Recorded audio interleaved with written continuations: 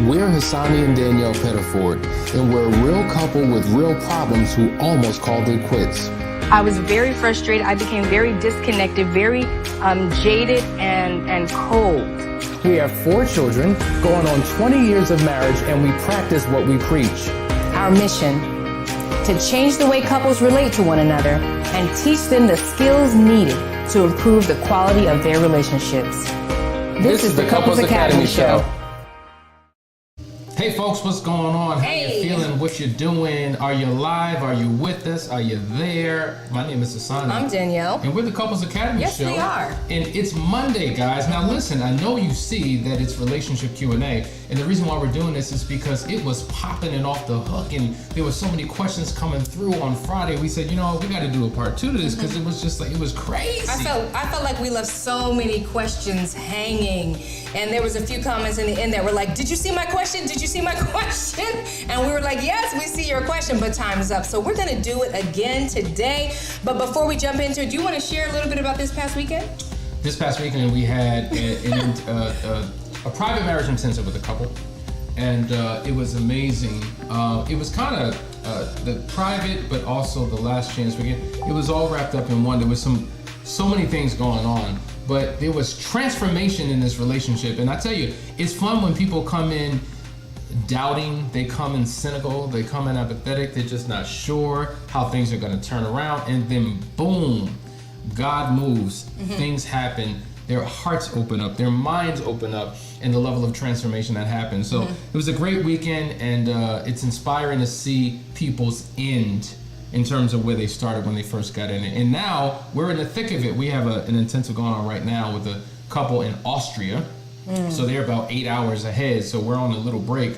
And this is our dedication to you to do this show, even in the midst of something like that. So listen, guys, we want you to drop your questions in here. We want to get straight to it. But before we do, let me welcome some folks. I see Ronald from Murfreesboro, Tennessee. I was actually practicing how to say it. Murfreesboro, Tennessee. Good to see you this morning. And Kia Slater, good morning. Vashan from Chicago, good morning. Hey, Torre. Lakeisha, happy Monday to you as well. Ooh, they're jumping in now. See, when I get to reading, that's when y'all start commenting, and then it jumps all around. Good morning, Deltrick and JG. Norina, hi, good to see you, sis. Listen, guys, we really appreciate you tuning in every day. Don't forget to like, share, and subscribe, especially you newbies who are just joining us. Make sure that you hit that notification bell because you will not miss a show, and these shows get good and saucy, okay? So we're going to jump into the questions, but y'all got to come with it because I see you're slow to the program because you didn't know that we were doing Q&As on Monday. But make sure you jump into it quick with your questions, and we're going to start with this one. All right, guys, let's take a look. What does Candy have to say? Hello, I have a 2-part question. Following the exposure of infidelity, what are the top 3 do's that the offender needs to take into action? And by the same token, what are the top 3 don'ts? Thank you. That's a really good question. Sure is. That's Do's a and don'ts. comprehensive answer. I mean, to I such feel a like I need question. to write a whole soliloquy on that question, but I mean, breaking it down into do's and don'ts. I think that the hurt partner is looking to trust again, to rebuild trust, at least the one who has decided to stay, right? And so when it comes to do's and don'ts, a lot of times the offender is trying to quickly get as far away from the offense as possible. And I understand that because there's pain on both sides, right? The offender has hurt someone. They have also hurt themselves. And so who wants to sit in the pain of that? They're really trying to escape it as soon as possible. And I think what happens when they do that is they miss several steps, several very important steps in recovery. And so when it comes to the do's, do be willing to hear and sit in the pain. We have a process that's called full disclosure. And a lot of times the offending partner wants to get away from it. They don't want to talk about it. They want you just to accept the fact that they're not going to do it again. And it just doesn't work that way. I need you to sit in this pain with me for a little while. Allow me to express my feelings. Allow me to ask my questions and get to the root of it. That's one good do. I want to give you a chance to jump in on the do's. Oh, my bad. Another great do, you have to change your mindset. there's so many people who come into marriages, but they don't have a marriage mindset. You know, in retrospect, a lot say, man, you know what? I said I do, but I still was attached to my single lifestyle, my single mentality. I thought it was okay to have, you know, relationships with all types of women. I didn't give up that little black book. I didn't disconnect. And so I figured, you know, I could have my wife to serve one purpose and others to serve another, or maybe it's the woman who has all these relationships with men. Well, they're just friends. Yeah, but come on, you know what the deal is. And so the reality is you have to change your mindset and embrace a marriage mindset. And a part of that is embracing the value and principle of monogamy. So monogamy, we're talking about emotional and sexual monogamy, where your spouse, the one that you said I do to, is there to fulfill that specific need, and no one outside of that relationship can do that. And I think that's a huge piece. That may sound like an obvious thing, but it's not obvious for everybody. Yeah, I agree with you. And here's another do, right? She said 3 do's, so I'm going to give her at least 3. Another do is open up your life, right? If you are the offender, you have to, for a certain amount of time, give up some of your, what do you call it, inalienable rights, right? To privacy. You don't get privacy for a while. We all deserve a certain sense of privacy. If I go to the bathroom and I need to close the door, you know, to do my business, okay. But sometimes the door being closed is a trigger for your hurt partner, because who knows what went on behind the closed door? Who knows what you were doing? So sometimes you got to go from closed door to cracked door to wide open door, right? So do be transparent about your phone. Do be transparent about your whereabouts. Do be transparent about how you're feeling. Even sometimes when the offending partner is quiet and stops talking, even if there's nothing going on, that can be a trigger for your hurt partner. So do be willing to open up your life. Now the 3 don'ts, right? Number 1, and I'll let you jump in on one. One of the don'ts is don't minimize. We have a tendency of minimizing what has happened, making, it was no big deal. It was only. That is, you know what? You're insulting your spouse's intelligence. You're minimizing what it was. You're tight-lipped on being transparent, and that does not rebuild trust. And your thing is, well, I don't want to tell you all these things because I don't want to hurt you, right? Yes. But the reality is, what you don't tell her or don't tell him will create a permanent hurt, because they're always going to be wondering, well, what don't I know? And I know you're keeping something from me. And how can I trust someone when I don't even believe what it is that you shared? So when you said be an open book, it's true. You have to be an open book. And one of the ways that you do that is removing the desire to keep the information from your partner. So do not at all minimize, because when you minimize, you're forcing your spouse to maximize what has really happened. And when you maximize it, and when you go through an emotional struggle and turmoil and realize the devastation that you've created, it allows your partner to say, well, at least he's getting it, or at least she understands now what I'm going through. And I think about, that's such a powerful point. Don't minimize, and I don't want that to get missed, because a lot of times your hurt partner goes through triggers, right? So they have these emotional moments sometimes that you feel like came out of nowhere, and it's just like, we've come this far and now you want to go back to this? Yes, I need to go back to this, because a trigger is an indication that there's a place that's still unhealed. And so yes, if I need you to hold my hand through these landmines, then do it, because we wouldn't be here if it wasn't for you. So yes, sometimes, even though we did full disclosure, even though we've already talked about it, sometimes I need you to talk me through it again because of a trigger. So do not minimize. Another don't, right? We said do's and don'ts. Are we on don'ts? You're on don'ts. Okay, another don't. Don't gaslight your partner, okay? What do we mean by this? Sometimes we have issues and we're pointing the finger at our partner about things that maybe we've done too, right? But don't gaslight your partner, turn them around, have them focus back on their issues. When somebody points out an issue that is a relevant issue at the moment, in the present day, today, right now, in this moment, this second right here, I'm looking at you, not yesterday, not yesteryear, right now, that's what we're talking about. We have so much time, God willing, to talk about all my historical mess. But don't gaslight me when I bring up an issue that is relevant to my hurt and the pain that you caused, and we're talking about it right now. Don't gaslight me and turn it around on me. Powerful. And the last, don't give up. So many men are willing to throw in the towel, call it quits, give up, because their spouse, for whatever reason, is not emotionally there yet. And so you base every decision that you make on how they're showing up. Well, if they're not committed, then I'm not committed. If they're not putting energy in, then I'm not putting energy in. And that is entirely ridiculous. They are looking at you and how you're showing up and what you're doing. And when you make a decision to do the right thing and you become unmovable and you make a commitment to stay in the fight and to be committed, it will inspire your spouse to do the very same thing. So stop looking at the circumstances, stop looking at the facts, okay? If it's not looking the way you want it to be, you can help turn that thing around by how you show up. So listen, guys, we hope that you got something out of this first question. Maybe you have a video question. Deltrick, I see you. You said I have a video question and you emailed it to us. We will get that to the show. We want you guys to send in these video questions because I believe that they're going to be extremely powerful for you. But listen, you've been watching the Couples Academy show. We will be right back in just a second. Stay tuned.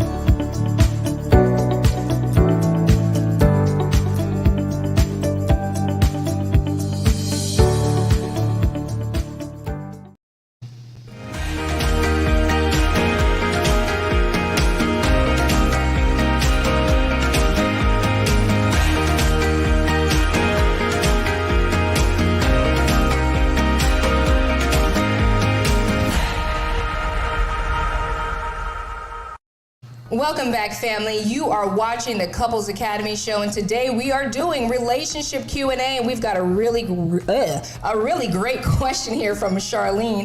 It says, will I ever be able to trust my partner again if I can't get a full disclosure? I feel that's a deal breaker. And this is what we're saying. It's going to be very difficult to trust anybody if they're not trustworthy, right? So it's a two-way street. There's things that both of you need to do. You know, we talk about this all the time. A person has to stop lying, but they also have to start telling the truth. If they're telling truthful things, but they continue to lie about other things, then their lie canceled out all the truth that they told, and then you begin to believe nothing. And so this is not a one person or one man show. Both of you have to be involved in the process. Now, if once your partner embraces full disclosure and does tell you the truth, now you have a responsibility to open up your heart and mind, because he or she is proving him or herself to be trustworthy in that regard in terms of the information. And then it's the journey that you take together. But it's not a switch you turn on. It is a journey. It is a dimmer. Think about it, turning on the light with a dimmer. It increases over time. And likewise, a person's trust must be tested over a period of time to get to a point where you're fully embracing trust. And let me just say, somebody had as a goal, I want to blindly trust. No, you don't. That's the problem in the first place. Ooh. There should be no blind trust. Keep your eyes wide open. And that's the importance of having transparency in your relationship, to be able to see into your spouse's life. Yeah, and I think so. We talk about the blind trust walk a lot, and so maybe somebody was referencing that. But when you are doing a blind trust walk, or if I can blindly trust you, oftentimes it's because either you have never crossed the boundary of trust in your relationship, or it's been a long time and I've healed from the mistrust, right? And so if you're in a place where you don't trust the person and there is no full disclosure, you would never want to blindly trust, because you will blindly walk yourself back into a pit. And so it's really important to know the phases of recovery in a relationship so that you don't take the wrong step at the wrong time. A next comment here from Noreen says, good morning from South Carolina. My question is, what is the best way to handle emotional triggers after infidelity? Any slight dishonesty or lack of complete transparency sets me back to D-Day emotions. And that's exactly what triggers are, and that's what they do. However, you can be triggered even when you have healed, even when the offending partner is doing everything right.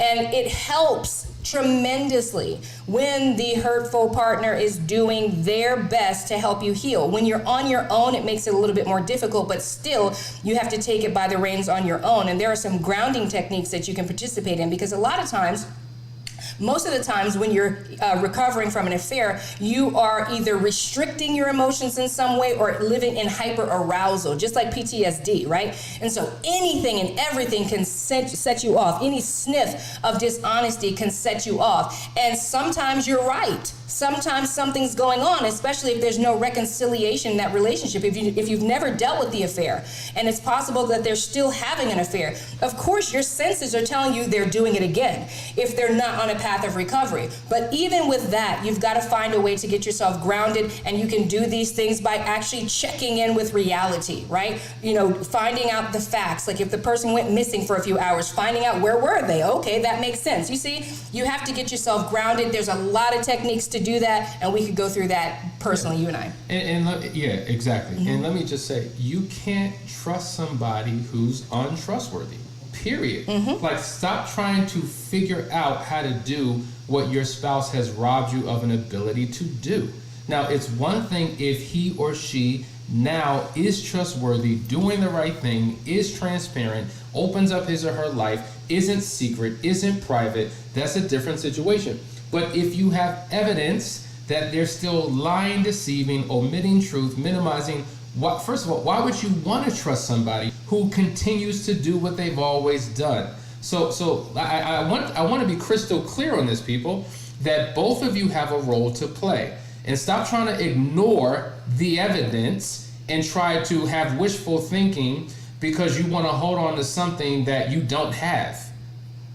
Truth and transparency is the foundation of a healthy relationship. So stop lying. To yourself. To yourself. You're preaching. To your partner. You're preaching, because here's the thing, and I say this to women all the time, that you decided to stay.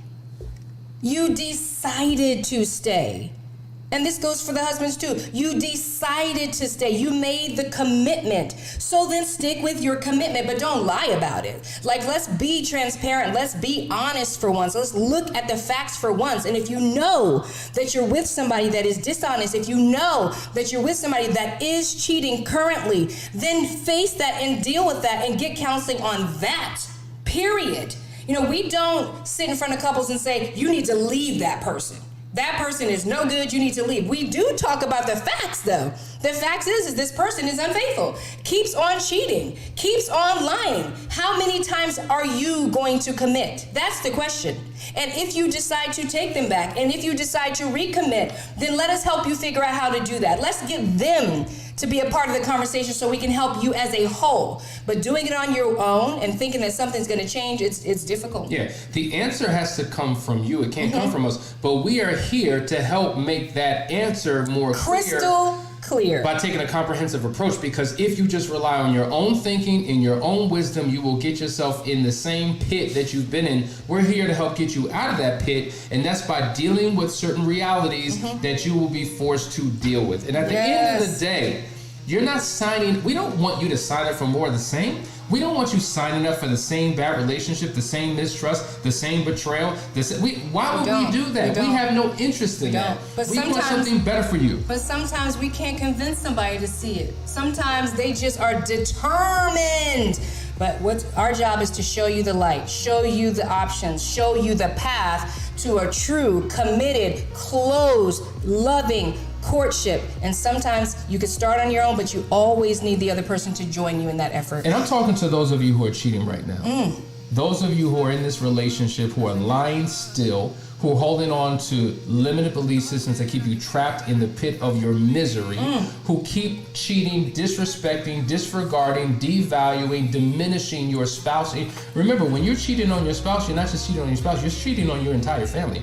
Other people are being affected by what you do. So if you want to minimize and just placate and just pass everything out on your partner as if it's their fault for your actions. You need to get yourself together. It's not your spouse who is the only one who needs counseling. You need counseling to help heal, fix, and restore yourself. That's why you're reaching out to Couples Academy. This is the Couples Academy show, guys. We love you. We'll be right back after this quick commercial break.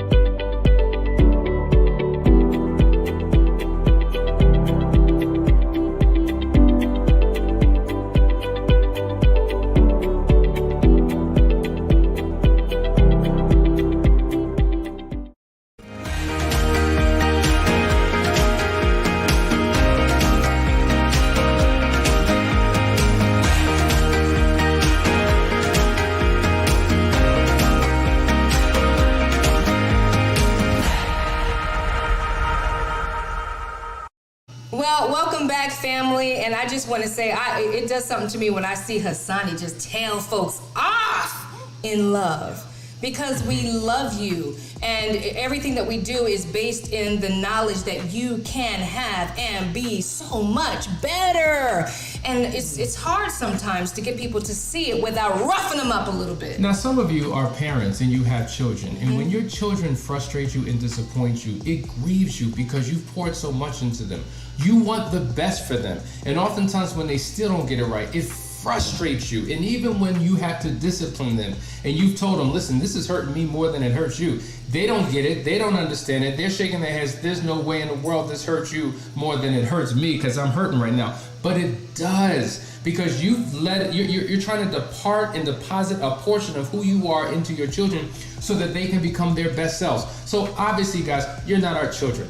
But what we're saying is we want so much for you. And sometimes you just need to be shaken a little bit out of your stupor to realize what it is that you're doing and the damage and the destruction and the devastation of remaining in that same mentality, that same behavior. Because guess what? Doing a little bit more of the same will get you a little bit more of the same. And so sometimes you have to be radical in your approach, to be revolutionary and flip something on its head to show up a different way to get a different result. And that's what the whole thing is about. Yes. Wow, that was phenomenal. Okay. JD says, how do you handle in-laws after a separation when they have exposed how they really feel and you guys decide to make it work and you don't want to be around those who have exposed themselves? That's a powerful question. I mean, this is why we talk about be careful who you tell your business to, because you cannot untell your business, right? And when we are hurt, what we do is we run and go tell them, and we run and go tell that, and it's out there. And then after your emotions settle down, because our emotions are up and down and all around, we want to reconcile, and the rest of the folks that you told, friends and family, can't reconcile. They're already bitter. They're already angry. So, but when the damage is done, what do? What you do is you show up together as a united front. That's what you do. Just like you went and told them all your business, you got to go back to the people that you told together and rectify the situation and let them know that you were wrong for exposing all your information, and we have decided to move forward together, and we need you to respect our decision. You ain't got to like me and you ain't got to like him, but you got to support and you got to respect it. And this is why you want to talk to people who are friends of the marriage, not just people who have an allegiance and alliance to you specifically. Because to your point, I'm still mad about what you did to my daughter or son or my brother or sister or my best friend, and I'm not letting it go. They didn't go through the recovery process that you went through. And so that's why you have to be tight-lipped and share it with those in a community or an inner core that mean the best and want the best for you. And they're part of that journey.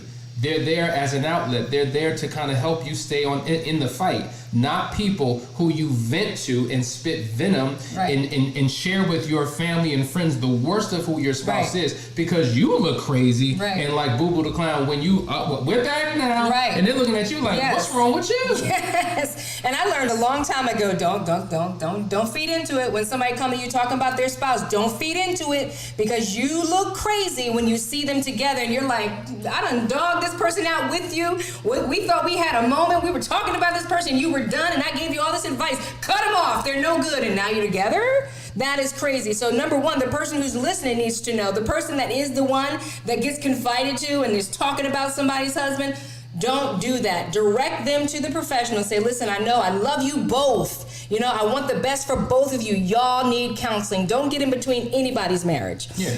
JG, JG has a comment. She says, almost 2 years after infidelity, my husband has been trying to redeem himself, doing everything that he thinks could help me feel better, but would never get help like therapy. Should I be okay with that? No, you shouldn't, because we've talked about this before. You will continue to cheat unless you do these specific things. And one of the things that the offender has to do is to seek help. Now, they may say, well, you're the one who's hurt and broken and you need to heal. Well, guess what? Hurt and brokenness caused him to cheat in the first place. Whether it was a one-night stand or whether somebody was approaching him, he couldn't resist, whether it was an emotional tie, whether it was a long-term relationship, whatever the circumstances of the affair was, and if he's a repeat offender, he absolutely needs to get help. And it is an alarming thing when someone refuses to allow somebody else to speak into their lives. And unfortunately, many of us as men are the very ones who remain stuck. I don't need nobody telling me what I need to do. I already know what I need to do. All we need to do is make a decision. Well, if it was that easy, you would have been in this situation in the first place. Change is, we overestimate our ability to make change and underestimate the process that one needs to go to in order to change. And so therefore, we highly recommend that both he seek out individual help, whether it's a counselor, whether it's joining a support group, whether it's getting around people who has his answer, not those who represent the same problems that he has. And we encourage you to get couples counseling. And at the end of the day, let me tell you something. You got to make a decision about what you're willing to allow. Like, real talk, if you want to move forward in this relationship, going to counseling is a non-negotiable. You don't have any options. If you want this, then we're going to have to do that. You can get with this, but you're going to have to do that. Remember that song? Yes, I do. I'm just saying. So that's what we need to begin to do, period, point blank, uncompromisingly, to make sure that we're not signing up for more of the same. You better go ahead and preach. Let's get to Kenny Burkett's question. How does social media play a role in marriages? What I see is my status set to married, but action says otherwise, i.e. no pictures of us, but only her with single male friends commenting. Yeah, we have a video we did some time ago on social media etiquette for couples, and the reality is there's literally some people we know who are in relationships, but you would never know it. There's no picture, there's no status, there's no anything, and it's a problem. You know, like if social media is not your thing and you're not on social media, fine.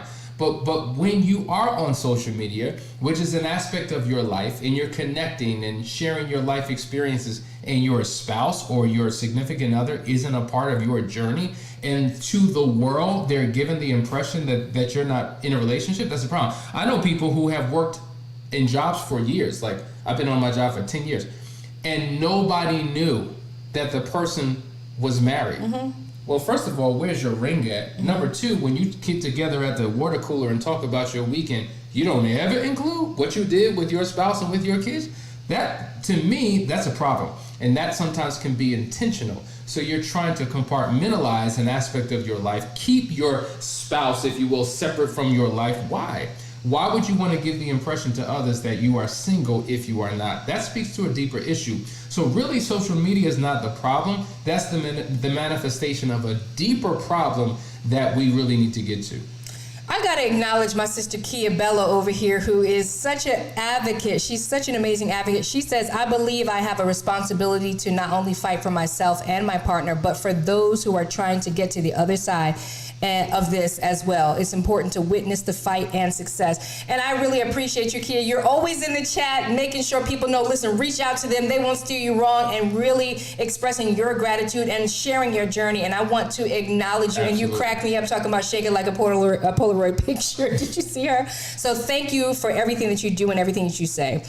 Misty Lewis says, spouse is doing so much better now after discovery. It's like a light switch. Everything I have been praying for, but now knowing about the affair, it feels awkward, and I find myself resisting. Let's push pause and acknowledge the first portion of what you just said. Mm-hmm. This is what this is all about. We are so grateful that you shared that, because people typically only share the worst, the bad, the ugly, what's not working, what's not good. You're saying He's totally transformed and he's showing up in an amazing way. So for all of you who are hopeless and feel helpless and don't think there's any way to turn this around, boom, this is living proof and evidence that what can happen for her can happen for you in terms of a spouse getting their stuff together and showing up differently. We'll get to the resisting part, but just to keep it simple, I mean, there's a journey for this recovery, right? We can't expect to heal tomorrow. You can expect to feel resistance sometimes. You can expect to feel numb sometimes. It's just about working through the details. So keep working on it. Keep listening in. We give you so many good nuggets on how to deal with things like this. I would encourage you to bring your spouse on board so that he can hear.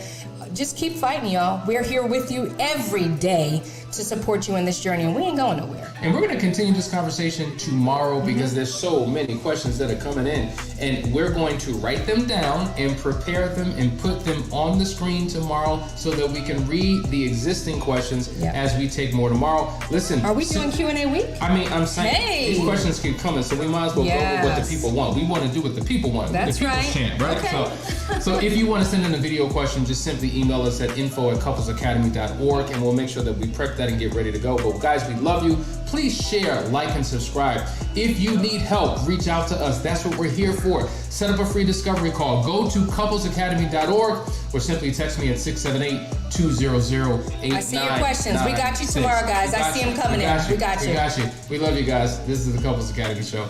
Dude. If you would like to be a guest on our show, or if you're interested in one of our restoration programs, contact us today at couplesacademy.org.